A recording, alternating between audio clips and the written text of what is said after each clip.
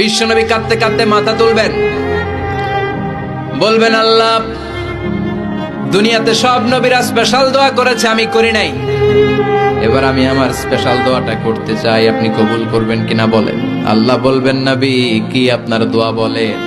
বিশ্বনবী বলবেন, আমার একটা উম্মত যার অন্তরের মধ্যে যাররা পরিমাণ ঈমান আছে, একবার আপনারে আল্লাহ বলে ডেকেছে, একবার আমি বিশ্বনবীর উপর দুরূদ পড়েছে, একবার শাহাদাতের বাণী আমার যে গুনাহগার উম্মত দুনিয়ার বুকে থেকে ঘোষণা দিয়েছে, ওই একটা উম্মত যদি জান্নাতে ঢুকতে না পারে, আপনি আমারে জান্নাতে ঢুকাতে পারবেন না। আল্লাহ বলবেন, সাল তুতা, সাল সাল তুতা, ওয়াশফা তুশাফা, শাফাত করেন নবী করেন, যার জন্য দোয়া করবেন আমি কবুল করে নেব। দুনিয়াতে বিশ্বনবী কম কষ্ট সহ্য করে নাই। 3 বছর শিয়াবে আবি তালেবে জেল খেটেছে। কয় বছর? দুর্ভিক্ষের বছরগুলোতে বিশ্বনবীর পেটে দানা পানি ছিল না। কলিজার টুকরা হাসান হুসাইন কই মাছের মতো ছটফট করেছে, জামিনে ক্ষুধার জ্বালায় বেহুশ হয়েছিল।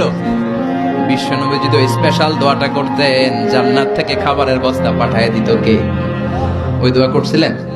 জেলখানায় আল্লাহরে বলছিলেন, আল্লাহ স্পেশাল দোয়া করলাম, জেল থেকে মুক্ত করে দেন, করছিলেন? যুদ্ধের ময়দানে নিজের দাঁত ভেঙেছে, উহুদের ময়দান সাক্ষী, বিশ্বনবীর মুবারক রক্তে উহুদের ময়দান রঞ্জিত হয়েছে। সেদিনও বিশ্বনবী ওই দোয়াটা করে নাই। চিল্লায় বলেন ঠিক কিনা? তায়েফের ময়দানে বিশ্বনবী কয়েকটা জায়গায়, 3 জায়গায় বেহুশ হলেন। বিশ্বনবীর মুবারক দেহ বেয়ে রক্ত ঝরলো। ওই কঠিন বিপদের দিনও বিশ্বনবী এই দোয়াটা করেছেন নাকি? কথা বলেন।